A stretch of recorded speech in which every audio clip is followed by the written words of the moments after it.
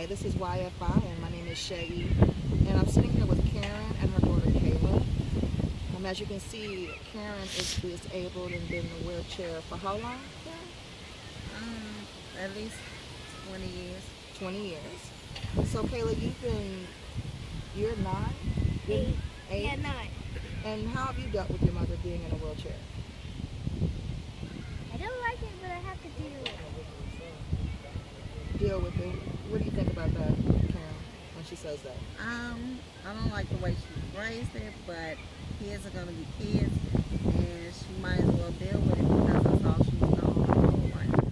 Well, the flip side is that when people probably see you, they might say you're limited in so many things, but you're really not. No, I'm not. You take your kid to school every day. No, I took the bus. Well, now you Now do. you do. But before then, it was your mother Yeah. taking you to birthday parties, doctor appointments, and everything like that, church, and so Yeah. forth. So basically, she relies on you for everything, Yeah. which is what any child would do for somebody who is walking and upright. Yeah. So the bottom line is, how do you feel when people basically treat you as if you don't want to do things? My biggest problem is when people say they say, oh, she's helping her mom. And no, she's a kid. She's not helping me. I'm raising her. But Right. you're taking care of your mother. That is the biggest pet peeve I have. Is people Because you coming feel up you to look at me. her as just a child. She Yeah. can't take care of She you. can't take care of me. hmm She's a child. Mhm. Yeah, she helps me out with certain things I need, but for the most part, she's a child. She can't take care of me. I have a caregiver, and for the most part, all he does is clean my house, hmm cook, which I'm an excellent cooker. Right. I'm lazy. Hey, I'm too busy raising an 8-year-old to be cooking. Right, because you're doing her hair, you're taking her bath, Yeah. you're doing all her basic things too. Everything. Everything. You're checking her homework. So, what are your limitations? What is the major limitation? Because you came to this school because it did have Because it had accessibility. right. There was the school that's 1 block away from my house has no accessibility. Because that is basically what would keep you from actually getting into a building Yeah. and being able to get to talk to a teacher Yeah. and stuff that we Yeah. all need to do. And I'm not finna sit outside and talk to my child's teacher. Absolutely. I'm not finna miss her assemblies. I'm not finna miss a very important part of her upbringing. I'm not gonna do it. Accessibility. So Right. every school you're saying should be accessible for Every everybody. school in Chicago should be accessible for everyone. And for those parents that's allowing Bernhard to stay non-accessible, I think it's ridiculous. hmm Because Bernhard should be forced to bring their building up to code. Up to code. Can Up I to go code. sit back to the park? No. But here's the thing about it too. What about for schools that say, hey, we just don't have the funding. We don't have the funding to make this happen. So how does that? What do you think about that? I think that first of all, the mayor of Chicago, he has a disabled liaison. Me and her are very good friends, and I think personally they should make it a project to change all this. It's ridiculous. How do you have schools this day and age with no accessibility? You have children that have a handicap, Absolutely. and they're now mainstreaming kids into regular schools. Well, what if your child's in a wheelchair? You now have to hunt around and find a school that's accessible, Which for might your not child be to in get your into. neighborhood. There was a few years ago we fought to try to keep Spalding High School open, Mm-hmm. which was a totally disabled high school. Okay. I also graduated from there. Okay. Unfortunately, they closed the school by saying they were going to remodel it and open it back up for kids with disabilities. That didn't happen. They opened it back up. They made a trade school. They remodeled it, opened it back up, and made a trade school.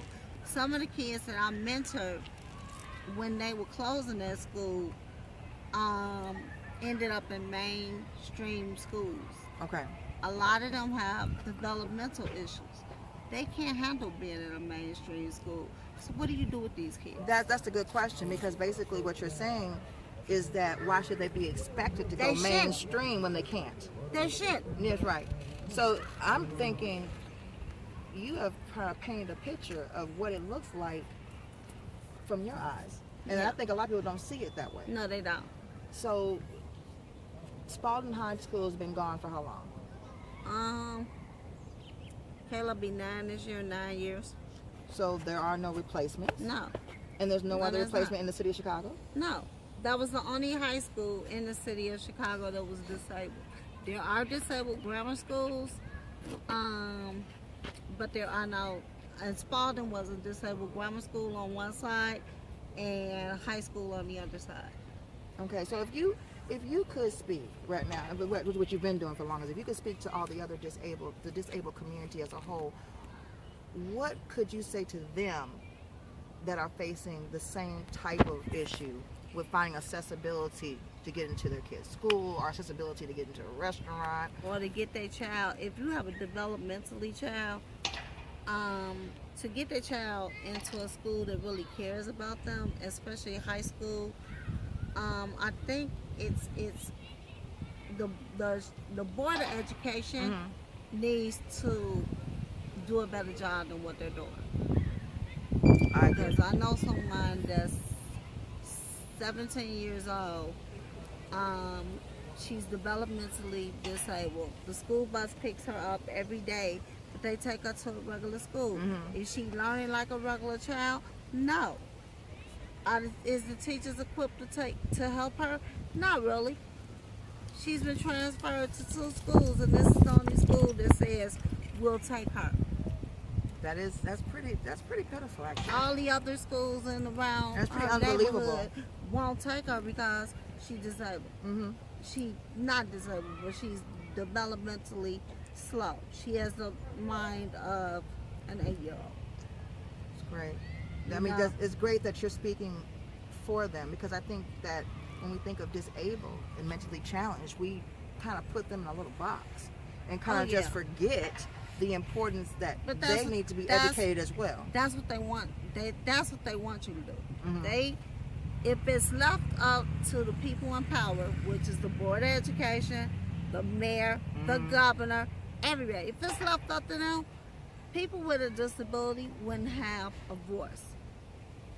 But that's why I do the work that I do at Access Living as a volunteer. Absolutely. I go and fight for my disabled rights. I fight for everybody else's disabled rights that won't get out there and fight for themselves. Absolutely.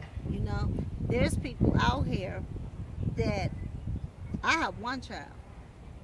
I have neighbors that's got 3 and 4 kids, and I have one that has a heart condition that's got 3 kids.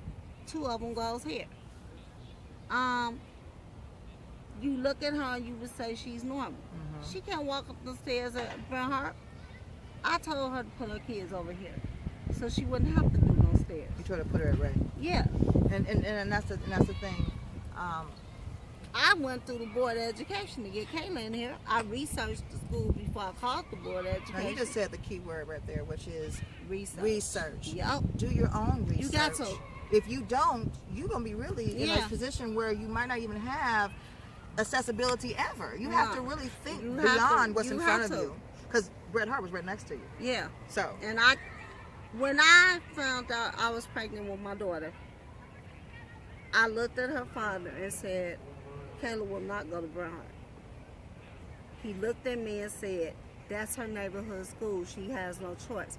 I said, you know what? You're able-bodied. You don't understand.